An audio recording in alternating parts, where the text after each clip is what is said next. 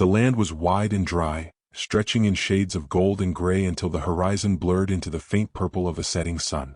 Grass bent low under the sweep of the wind, brittle stalks whispering against one another like voices too faint to name. The air carried dust that clung to lashes, grit that sat heavy on the tongue.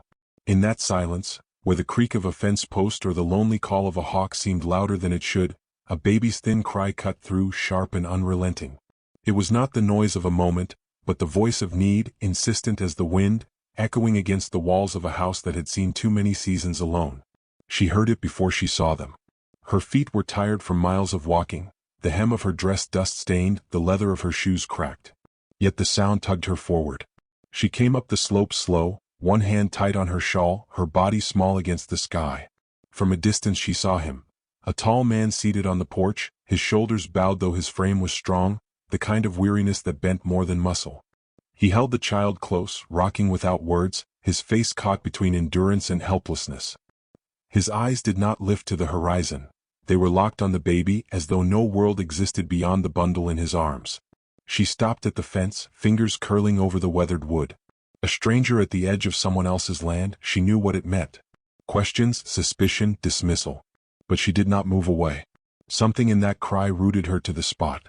The child's hunger was a raw sound she carried inside herself too well, the kind of emptiness that could hollow a person until only need remained.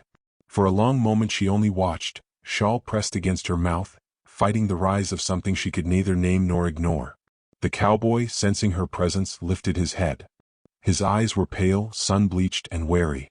He said nothing, only adjusted the child in his arms and kept rocking. His silence held weight. It was not unkind, but guarded, as though every word might cost him something he no longer had to give. She stepped forward, dust catching in her skirts. The distance between porch and fence shrank to a breath. Her voice, when it came, surprised her with its steadiness. "I can help him." The man's brow shifted, suspicion deepening into something harder to read. He did not answer, so she pressed on, her voice low but clear, carried by necessity. "I've got nothing. No home, no food. But I can give him milk. He needs it, and I need a place to stay." The words hung heavy, neither plea nor bargain, but both at once.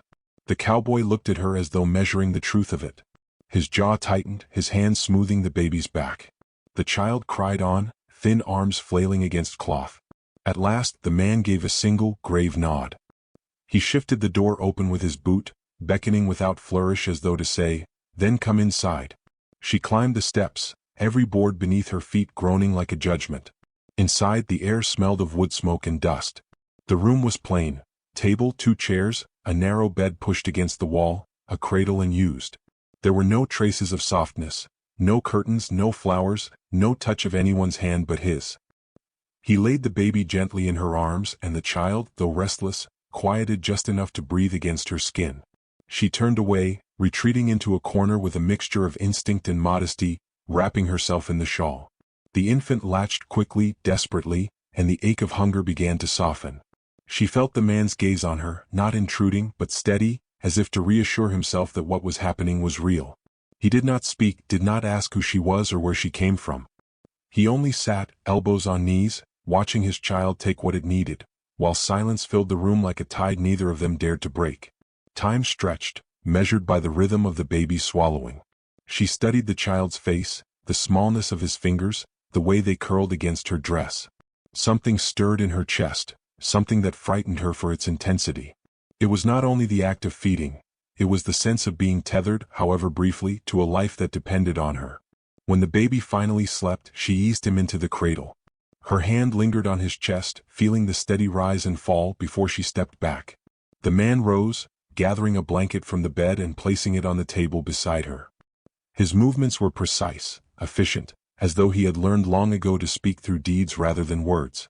"You can stay," he said at last, his voice deep and rough from disuse. He did not say for how long. She nodded, clutching her shawl tighter. For now it was enough. The night came quick, shadows spilling through cracks in the walls. She lay awake on the small bed, the sound of the wind seeping in, the cowboy's heavy steps pacing near the cradle. She listened to the baby's soft breathing, the scrape of his chair against the floor, the creak of boards. It was not comfort exactly, but it was not loneliness either. And that difference, thin as it was, made her throat ache. Morning brought the town's gaze. She followed him down the road, carrying the baby against her chest, shawl pulled close to shield the infant from dust and eyes alike. The market square buzzed with chatter and the metallic ring of horseshoes on stone. Yet conversation stilled when they passed. Faces turned, women whispering behind gloved hands, men watching with curiosity sharpened into judgment. Already moved in, one voice hissed, not quite hushed enough. Poor man. Wife gone not a year and now this, another replied. The words struck her like thrown stones. She kept her eyes low, but heat crept up her neck. The cowboy walked on, unflinching, his expression unreadable. He did not defend her, nor did he hurry their pace. He simply walked as though silence itself could hold back the weight of every whisper. When they returned, she busied herself with the smallness of tasks, sweeping corners, mending a shirt left undone, placing a jug of water where he could reach it after his work. Each gesture was quiet, practical, yet each one whispered of wanting to belong. She did not know if he noticed. Perhaps he did. He set an extra plate at supper without looking at her, as though the motion had always been part of his routine. That night as the baby slept, she sat by the fire. He remained across from her, sharpening a knife with measured strokes, the rasp of metal steady. They did not speak. The silence was not empty, it was thick, carrying everything unsaid. She stole glances at him, the set of his shoulders, the patience of his hands. He never looked back, yet she sensed he knew she was watching. The firelight softened the lines of his face, casting shadows that made him seem both stern and weary. For the first time, she wondered what it had cost him to sit alone on that porch night after night, with a child who cried for what he could not give. She wondered what it had cost him to let her in. Her chest tightened. She told herself it was gratitude. She told herself it was hunger, the relief of shelter, the ease of a bed. But when her gaze drifted to the cradle, when she watched the rise and fall of the baby's chest, she felt something more dangerous. The quiet hope that this place, this man, this child might hold a future she had not dared to imagine. She closed her eyes against it, pulling the shawl around her shoulders as if it might guard her from her own thoughts. Yet even as she willed herself to sleep, she knew the truth was already taking root. Outside, the prairie stretched vast and endless, stars wheeling slow in the black sky. Inside, the house breathed with 3 heartbeats, fragile but steady, as though some unseen hand had chosen to stitch them together, whether they wanted it or not. And though the world outside whispered judgment, in that room a different silence gathered, heavy with beginnings. The mornings came with work, and she rose before the sun, though she had no claim to the house or the land. It was not duty that pushed her from the bed but a restless gratitude that sought expression. The floor was cold under her feet, the boards warped by years of heat and frost.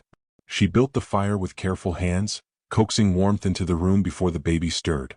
When the child cried, she lifted him quickly, calming him with the practiced rhythm of rocking and quiet murmurs. The sound of her voice, soft but steady, filled the silence that had once belonged to grief alone. The cowboy stepped in from the yard, hat already shadowing his face, his boots leaving faint prints of dew across the threshold. He watched her for a moment, saying nothing, then set his gloves on the table. The smell of earth and horses clung to him, a scent she was beginning to recognize as belonging less to the man than to the life he carried. His glance fell to the baby in her arms. Something eased in his expression, though it never softened into a smile. She sensed his approval not in words but in the slight loosening of his shoulders, in the way his hands rested open at his sides instead of clenched. As days turned, she found herself slipping into rhythm with the house. She mended what was torn, cleaned what was long neglected, and brought order to corners that had gathered dust. Once, when he came in from the fields to find a vase of wildflowers on the table, he paused as though the sight startled him. He did not comment, but later that evening she noticed the flowers had been shifted to the windowsill where the light could reach them longer. Still, the world outside the house had sharper eyes. When she carried the baby into town with him, the glances grew bolder, the whispers sharper. At the mercantile, a pair of women watched her closely as she weighed flour into a sack. Their voices carried with deliberate clarity. Bold, isn't she? Walking in like she belongs. She's no wife. And yet there she is with his child in her arms. The heat that flushed her cheeks had nothing to do with the stove burning at the far end of the shop. She lowered her gaze, forcing her hands to steady as she measured. The cowboy stood nearby, expression impassive, examining a coil of rope. He did not look at her, nor at the women. His silence was immovable, a wall between himself and the world. She felt a pang, half relief, half resentment. When they left, she could not keep the words in. They think I've dishonored your house. He adjusted the brim of his hat, his eyes forward on the road. Let them think. His voice held no anger, but neither did it offer her protection. She wanted to press to ask if he cared about her dignity, but the baby stirred in her arms and she swallowed the question.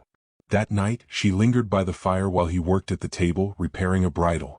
The rasp of leather against his blade marked the silence. At last she spoke, her voice low. Doesn't it trouble you? What they say? He didn't look up, only tied a knot tight.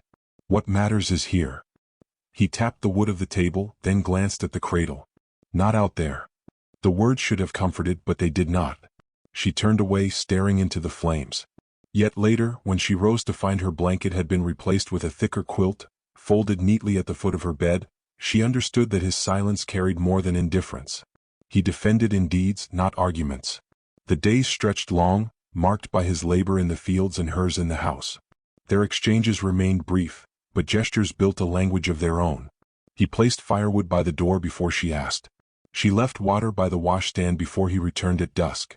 The baby grew stronger, his cries less frantic, his eyes beginning to track their movements with bright curiosity.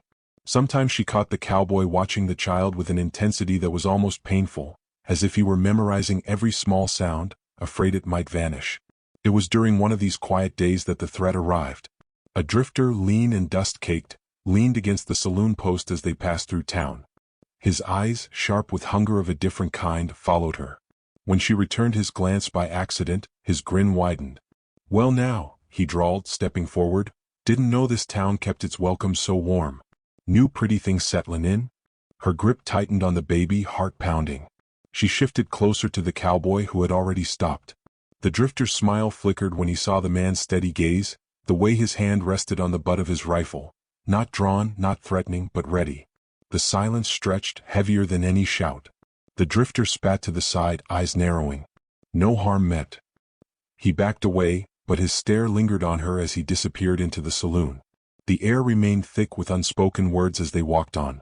She clutched the baby closer, her pulse refusing to slow. He scared me, she whispered. The cowboy's jaw worked, but he said nothing. Only his hand brushed lightly against her elbow as they climbed into the wagon. It was the barest touch, yet it steadied her more than any promise could have. That night her thoughts churned. Fear gave way to something deeper, a realization that she wanted not only safety but belonging. She wanted to claim the child not only in the moments of feeding but in the eyes of others. She wanted to stand beside the man, not as a guest or a burden but as a partner. The hunger frightened her more than the drifter's leer. By the fire she finally let the words slip. I don't just want to stay because I need shelter. I want more. He lifted his gaze, firelight catching in his eyes. He didn't ask what she meant. Instead, he rose, crossed the room, and fixed the loose shutter on the window with 3 swift motions. Then he pulled a fresh blanket from the shelf and set it beside her chair. More, he said quietly, come slow.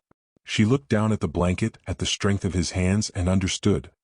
His way of offering was not in declarations but in the patient building of trust. Still the town's whispers grew louder. At church she felt the weight of every stare. Some women refused to meet her eyes. Others met them too directly, their judgment sharp as knives. Men watched with a mixture of curiosity and pity. The baby fussed in her arms and she hushed him, her cheeks burning. The cowboy stood beside her, broad and silent, unmoved by the scrutiny. Yet his silence did not shield her from the sting. Afterward, as they returned home, she walked slower, the dust of the road clinging to her skirts. Finally she asked, do you ever wonder if they're right? If I don't belong here? He stopped, turning to face her fully for the first time. His gaze was steady, his words few. You belong where you choose to stay. Her throat tightened. It was not the declaration she longed for, but it was more than she expected. For the first time she allowed herself to believe that belonging might be built, not granted. The drifter did not vanish.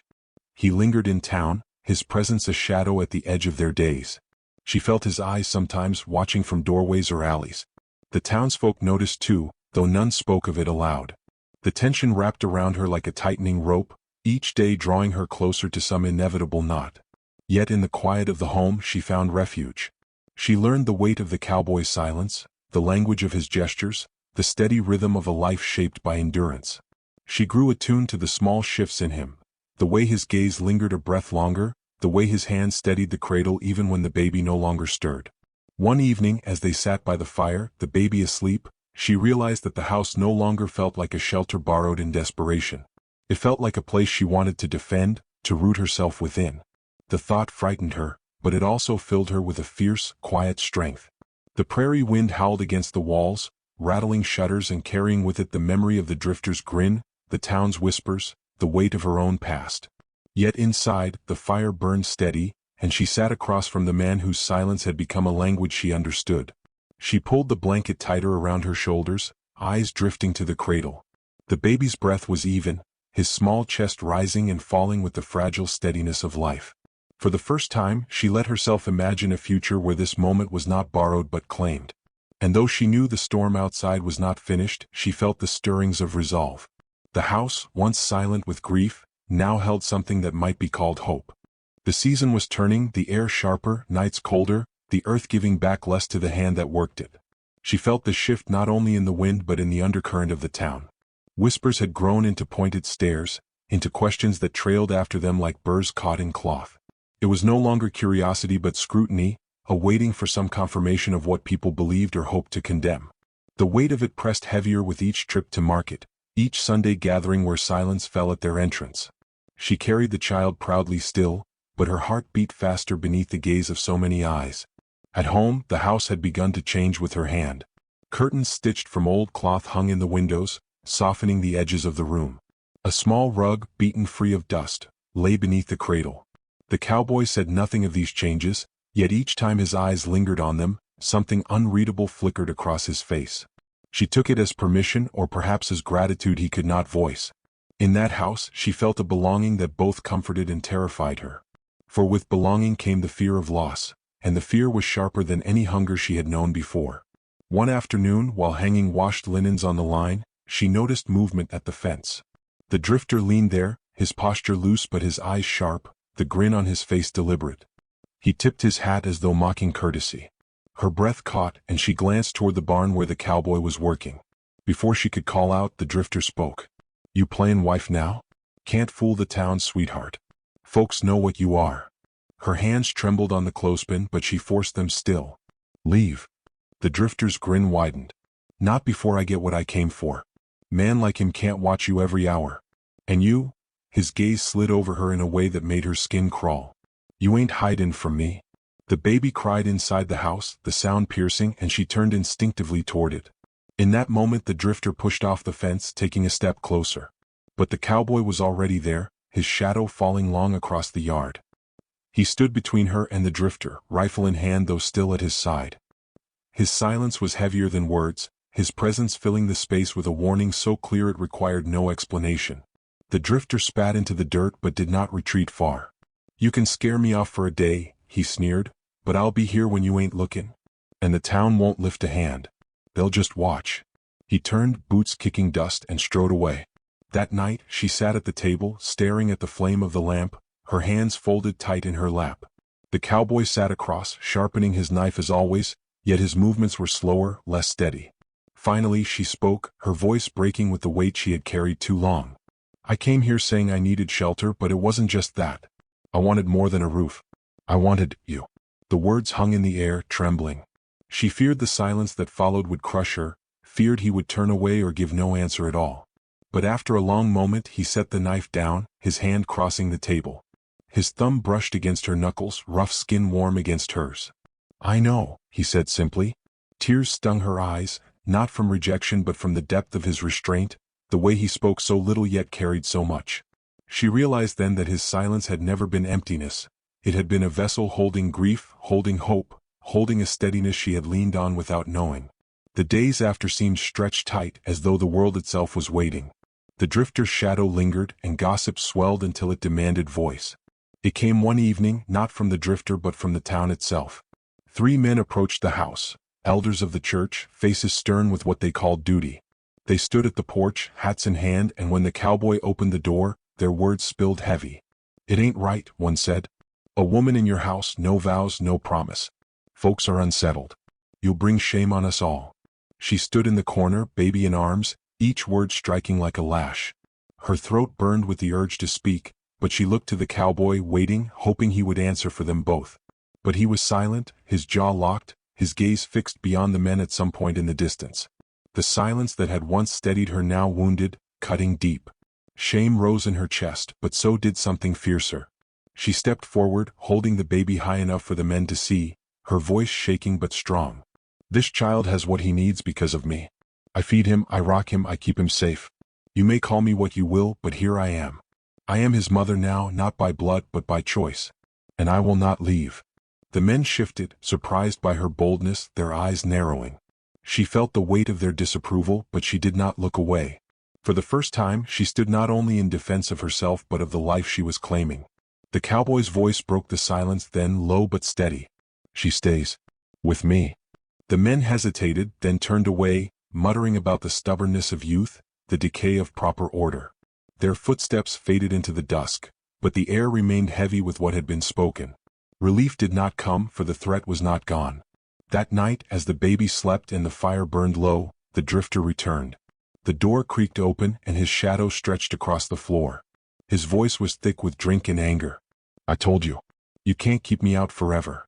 The cowboy rose, rifle in hand, but before he could step forward, she did. Her body trembled, but she placed herself between the drifter and the cradle. Her voice rang clear, louder than she thought possible. You will not touch him. You will not touch me. This is my home and I will defend it. The drifter laughed, but it faltered when he saw her eyes, unflinching, burning with resolve. The cowboy moved then, swift and certain, the rifle raised. His words were quiet but final. You heard her. Leave. The drifter froze, measuring the man's gaze, then spat once more and backed into the night. His footsteps faded, swallowed by the wind. Silence returned, thick and heavy. She turned, the weight of what she had done pressing down, but also lifting something from her chest.